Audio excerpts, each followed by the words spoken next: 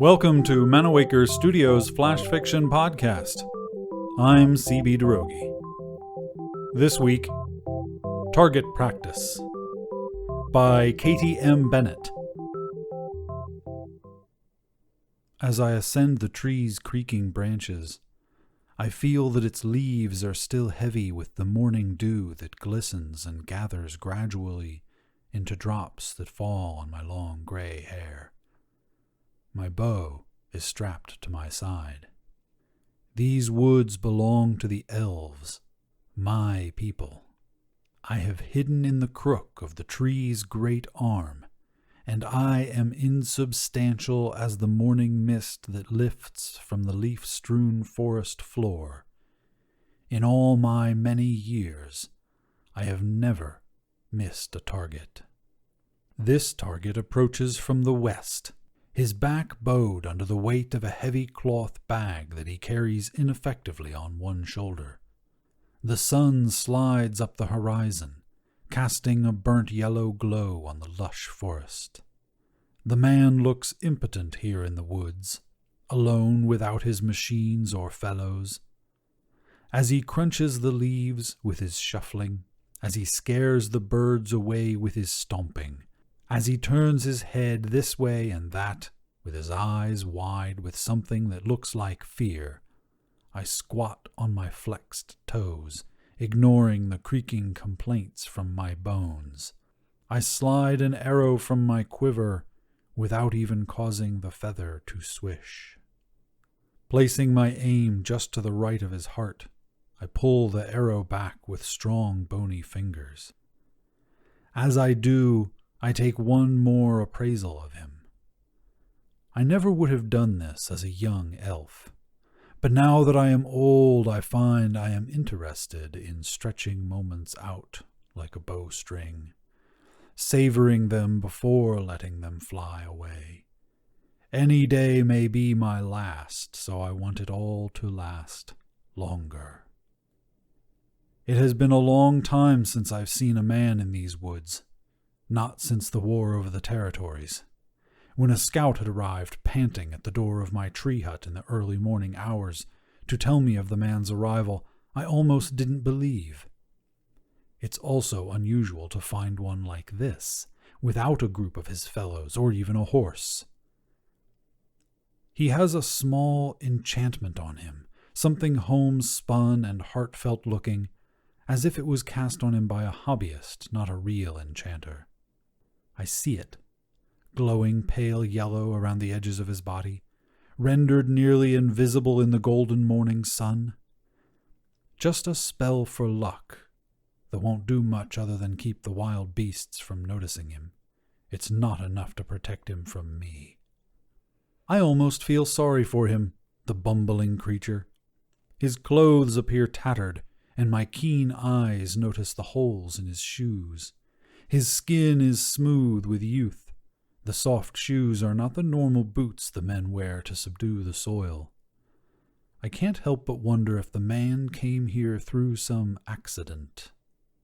I'm about to shoot the arrow when I notice the tiny face of a painted doll peeking out from his bag.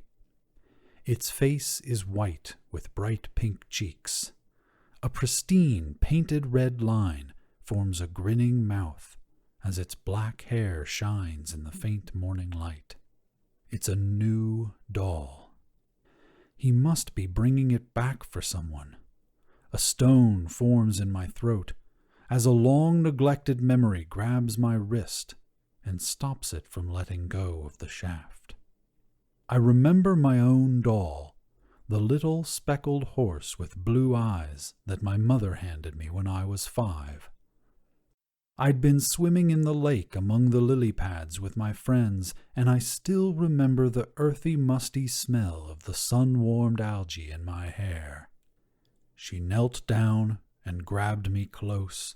Even though I was soaking her tunic with pond water, she pulled me so close that we touched foreheads, then a sob burst from her throat. I noticed the horse toy in her trembling left hand. Young as I was, I knew that something terrible must have happened to have rattled my stoic mother. But I didn't have the words to say what I meant, so I only pulled away and said, "What's that, Mama?" "Your father's birthday present to you," she said, stumbling through her words. "It was with him when they found him." "He was lost?" I asked. "Where is he?"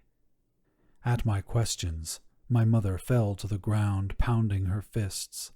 I screamed and stared at her. My aunt led my mother away to lie down and asked my uncle to sit with me. My uncle was the only one brave enough to finally say the words, "Your father was killed in battle." Ever since that day, I've dedicated myself to protecting our people from the humans. I joined the military as soon as I was old enough, and I never doubted the rightness of it. But now, staring at this young, bewildered human, things felt complicated. He's clearly trespassing. All the men know the rules of our treaty and must abide by them. I tell myself I am not an individual right now, but instead I am consequence embodied. I am the elder bowmistress, and thus am the impartial consequence of this man's actions. The earth doesn't hate the fruit that falls from the tree and is crushed on it. It merely remains there unmoved, just as I shall remain unmoved. The arrow had already begun to fly toward him from the moment he stepped upon our land. If one man goes free for trespassing, nobody will honor the land boundary. "Is anyone there? Hello?" the man calls. There's a tremor in his voice. I am here, but as his death. I am silent. The wind shushes at him through the branches. Leaves rattle all around me. The shortness of his ears even belies the shortness of his years. Humans have even fewer years than we elves. Is it less cruel or more to kill something that didn't have long to live anyway? The doll stares at me and smiles with its blood-red mouth. It taunts me with questions. Who was waiting for that doll on the other side of the forest where the human village sits nestled in the valley? Would I continue the cycle that was set in motion so many years ago? Would the humans and elves play out these roles forever, breaking each other's bodies and requiring champions of our children? I close my eyes as the memories continue to flood me, whipping my mind into a whirlpool of confusion.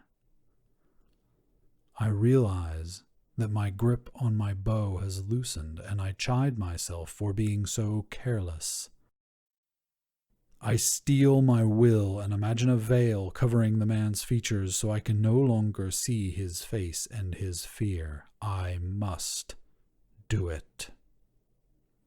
My fingers release the arrow. It lands, its shaft inches deep in the soil, a hair's breadth from the man's right foot. He jumps into the air with a scream. He looks in my direction and, unable to find me in my hidden perch, turns heel and runs in the opposite direction, away from elven lands just as I wanted him to. My mercy has likely sentenced him to a slow death to hunger, lost as he is. I throw my bow on the ground in frustration, then follow it down and pick it up again. It feels different in my hand, like something has changed, like a weight shifted ever so slightly. It doesn't feel right. I don't want it. I drop it in a stream, watching it bob up and down as if it were nodding at me. What it's agreeing with, I'm not sure. I dip my hands into the cool, crisp waters and splash my face. When I return to the village, my apprentice looks at me with expectant eyes, eyes full of vigor that I lost long ago. "Did you get him?" she says, hoping for tales of my bravery. Her eyes flick to my empty hands. "No," I said, breezing past her. "Missed?" she asks in disbelief. "But you've never missed." "And I still haven't," I say, my voice sharp as a dagger. I see her last bit of respect for me fall away.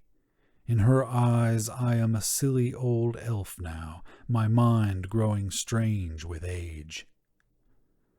Later that night, I fall asleep in my hammock, my eyes on the twinkling stars, and I wonder if the man's doll made it back to the girl in the human village.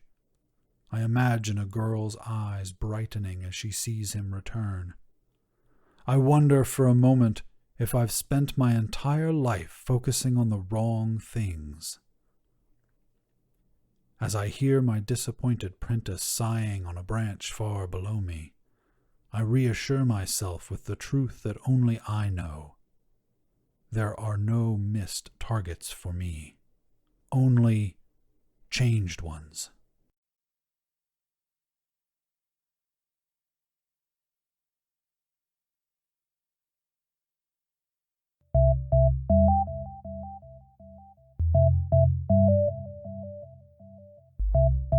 This has been Target Practice, written by Katie M. Bennett. Manawaker Studios Flash Fiction Podcast is supported by patrons on Patreon. Visit patreon.com/manawaker to find out more. The Flash Fiction Podcast theme song is by Kevin MacLeod. Manawaker Studios Director of Dice is Ben Baston.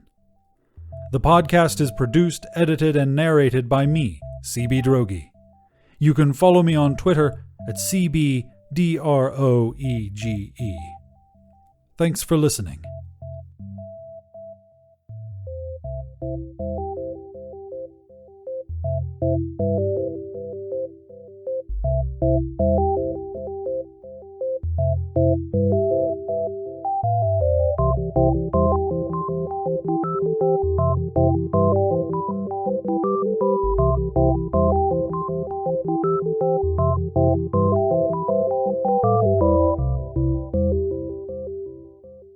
On the next installment of Flash Fiction Podcast, a freak wind, a careless footstep, and a sheet of glass could escape its moorings and slice through a youngster's foot.